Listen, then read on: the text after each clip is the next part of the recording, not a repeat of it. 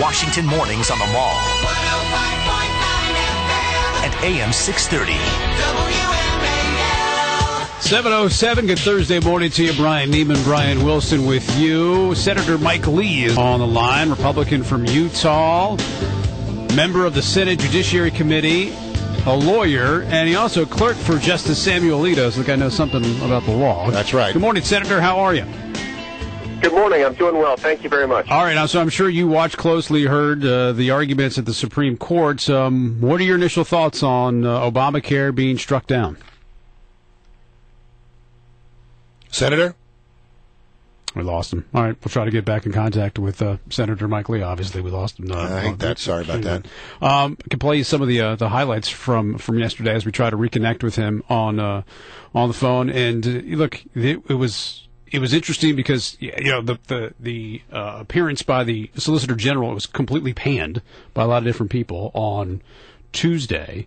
Right. Yesterday's performance by Needler, who was also arguing for the government, I thought was pretty bad as well. And it went back and forth about if you sever the mandate, if you say the mandate is unconstitutional, does that mean the whole thing has to go?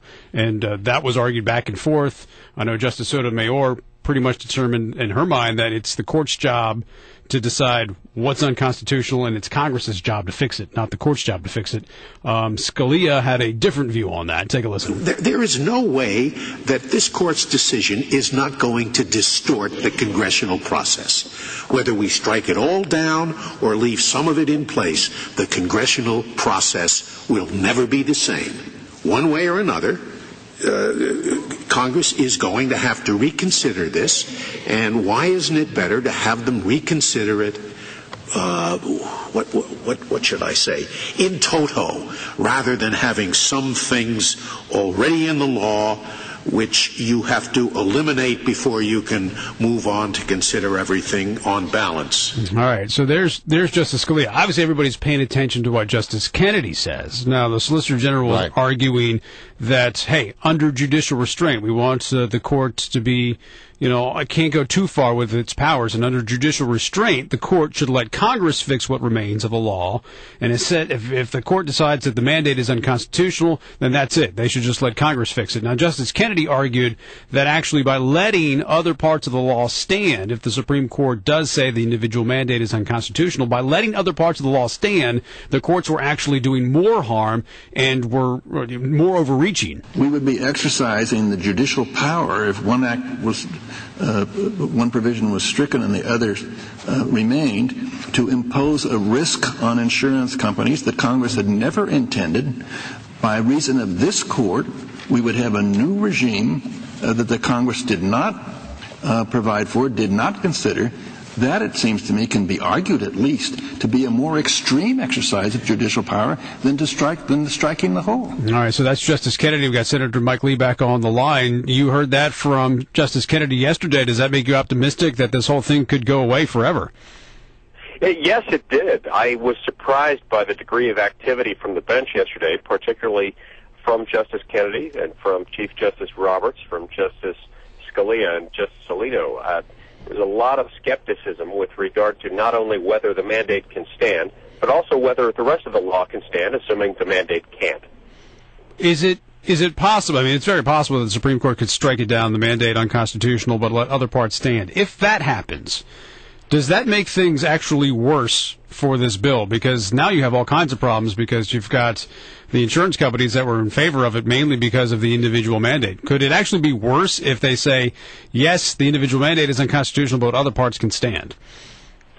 I don't think so in the long run, because in the long run, I don't think Congress can, as a practical matter, leave all those provisions intact.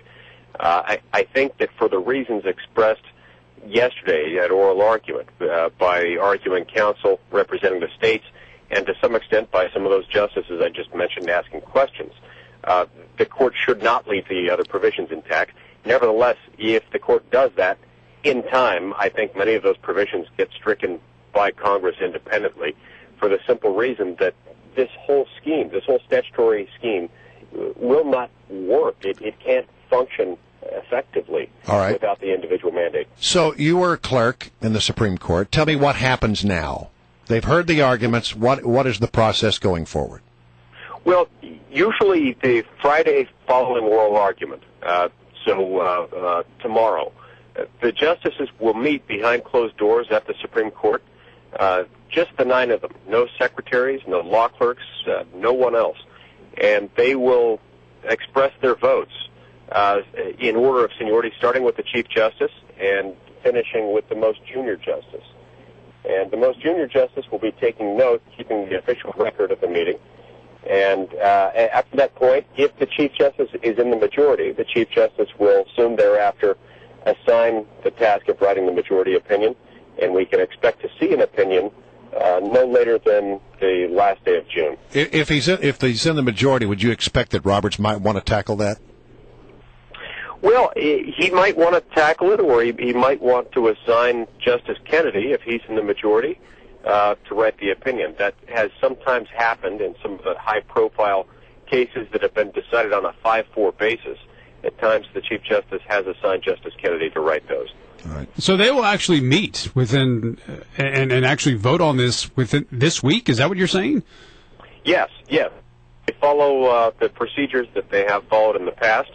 Then I would predict they would be voting on that tomorrow behind closed doors. Wow! So it just takes a couple of months. To be sealed. It just takes a couple of months for them to write the opinions on it. Is that That's exactly right. That's exactly right. So they will know by sometime tomorrow how this case is likely going to turn out. But the rest of us won't know probably until the end of June. Well, Scalia seemed to think that if you listen to him, it's all over. It's fait accompli. This thing's going down hard. Yeah, well, and as a member of the court, he knows a thing or two about where he stands and about where some of his colleagues stand. So I was encouraged by some of those sentiments, which I, too, heard him express yesterday. All right, truth be told, I know Republicans run on the fact that, hey, we'll repeal Obamacare, if we win the Senate and we win the White House. But in reality, this is the best chance to actually repeal Obamacare if the Supreme Court strikes it down and throws out the whole bill, right?